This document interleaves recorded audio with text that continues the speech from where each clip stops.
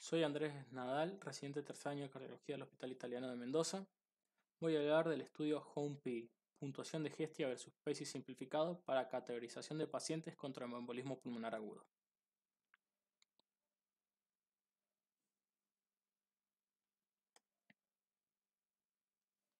A modo de introducción, varios estudios han demostrado la posibilidad de manejo ambulatorio o alta temprana utilizando el score de PESI y posteriormente de PESI simplificado. Ambos scores lo que tratan de descubrir son qué pacientes tienen un score de riesgo lo suficientemente bajo como para poder recibir tratamiento ambulatorio con anticoagulantes orales y un seguimiento estricto en domicilio. Este trial lo que plantea es la posibilidad del score de Hestia a fin de determinar cuál es la mejor herramienta para la estratificación de riesgo. Este es un estudio multicéntrico, internacional, aleatorizado, abierto, controlado, efectuado en 26 centros de Europa, los cuales tenían como característica en común que todos ya tenían un sistema para el seguimiento de los pacientes en domicilio, así como la posibilidad de realizar el ecocardiograma Doppler a los pacientes antes del alta. Como objetivo, se planteaba evaluar la seguridad del tratamiento ambulatorio en pacientes normotensos con TEP agudo estratificados mediante la puntuación Hestia comparada con la puntuación de PESI simplificado. Entonces, tenemos pacientes que sospechamos son de bajo riesgo, planteamos darle un alta precoz, pero nos preguntamos qué score deberíamos elegir para poder darle a este paciente un alta con la menor duda posible.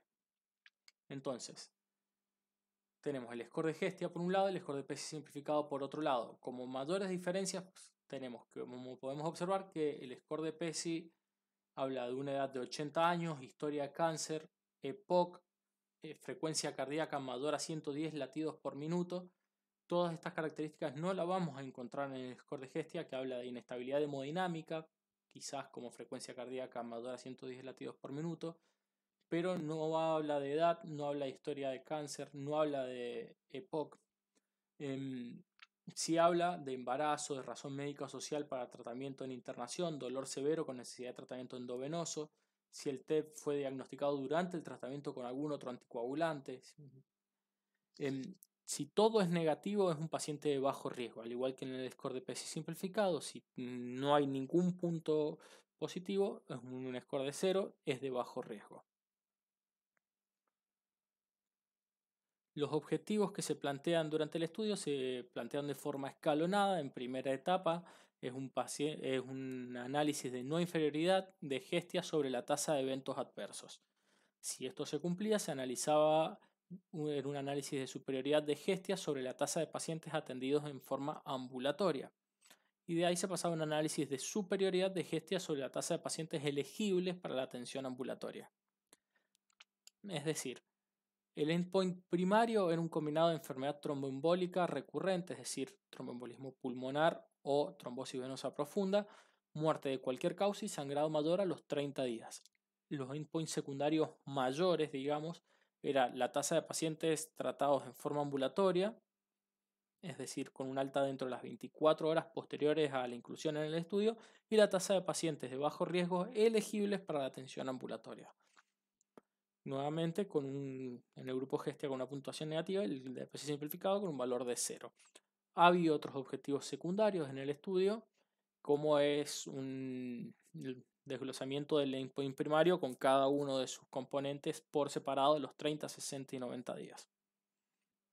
En el estudio se planteaba de la siguiente forma: un paciente con un tromboembolismo pulmonar agudo que fuera elegible, mayor de 18 años, capaz de consentir, se lo randomizaba hacia el grupo de Hestia o hacia el grupo de PESI simplificado. De ahí, si el paciente cumplía la ley de negatividad, se decidía tratarlo de forma ambulatoria o internado, y se lo seguía hasta por 90 días.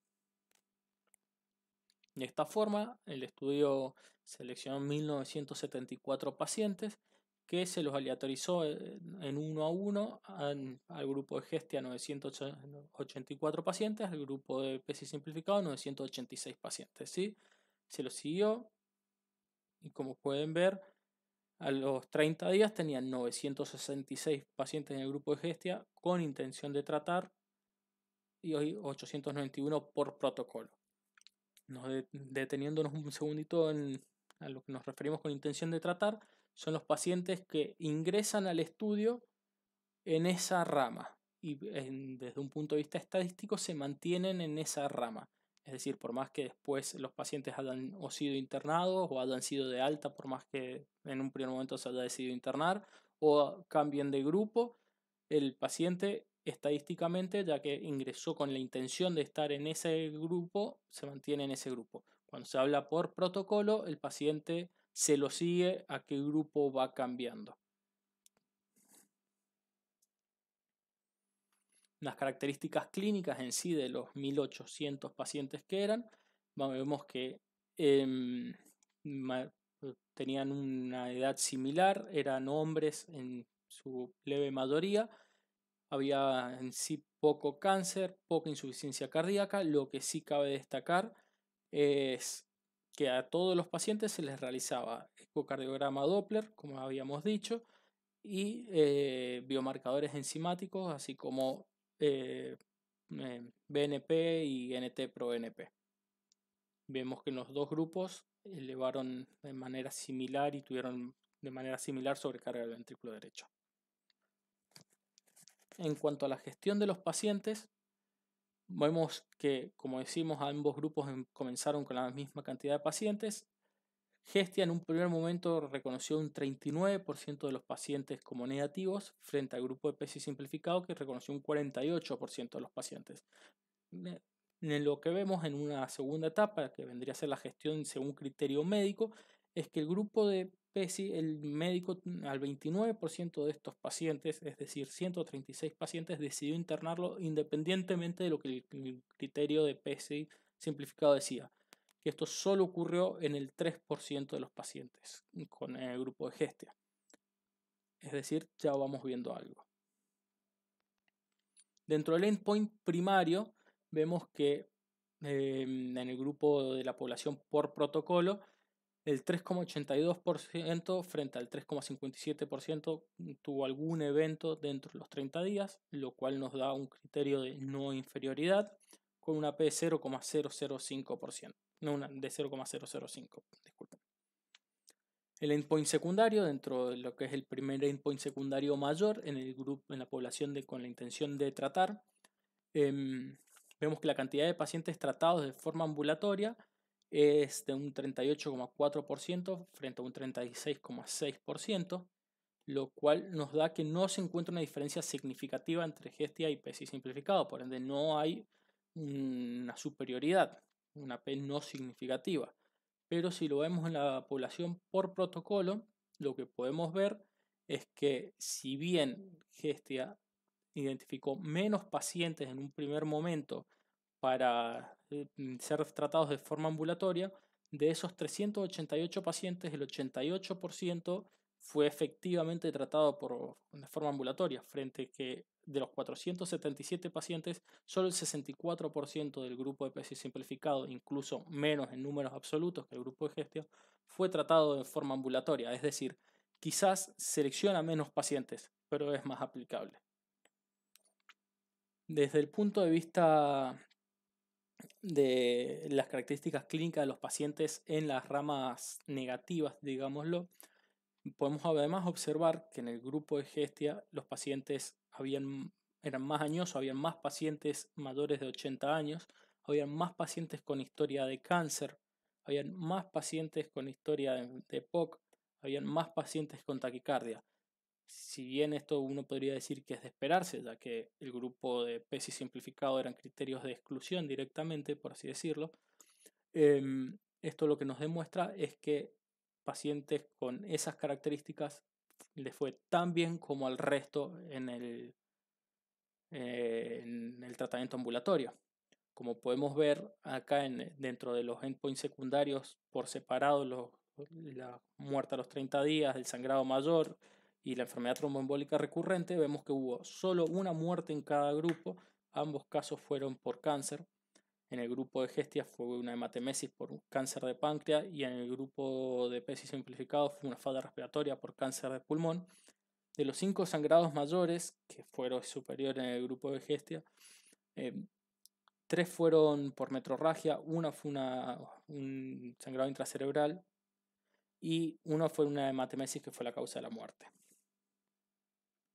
Dentro de las conclusiones, entonces, podemos decir que el triage basado en Gestia para la selección de pacientes con TEP con posibilidad de tratamiento ambulatorio fue no inferior al score de PESI simplificado con respecto al compuesto de muerte, tromboembolismo y sangrado mayor. Gestia inicialmente identifica menos pacientes para el ingreso hospitalario, pero su aplicación es mejor, ya que necesita menos correcciones por el médico a cargo, lo cual nos permite un triage al pie de la cama rápido y con menos diferencias interpersonal. A pesar de contar con estos scores, de todas formas es muy importante tener en cuenta no solo el entorno del paciente, sino también el entorno hospitalario. Es decir, como dije en un primer momento, los hospitales estos ya tenían todo un protocolo armado. Es muy importante no solo decir, bueno, este paciente es de bajo riesgo, lo mandamos a la casa y después el paciente queda por su cuenta. Es importante que el paciente tenga cómo acudir al hospital, quién lo vea en el hospital, cómo acceder a los turnos y cómo nosotros acceder al paciente. Y también tener en cuenta, como habíamos dicho ya, que hay que realizarle estudios un poquito más allá al paciente. Hay que ver cómo está ese corazón, cómo está el ventrículo derecho, realizarle un ecocardiograma, realizarle troponina, NP, NT ProBNP o ProBNP, lo que tengamos. Ya que estos también son marcadores de riesgo que no están en los scores. Si nosotros no podemos asegurarle estas cosas al paciente, lo ideal sería quizás internarlo y seguirlo de cerca dentro del hospital. Muchas gracias.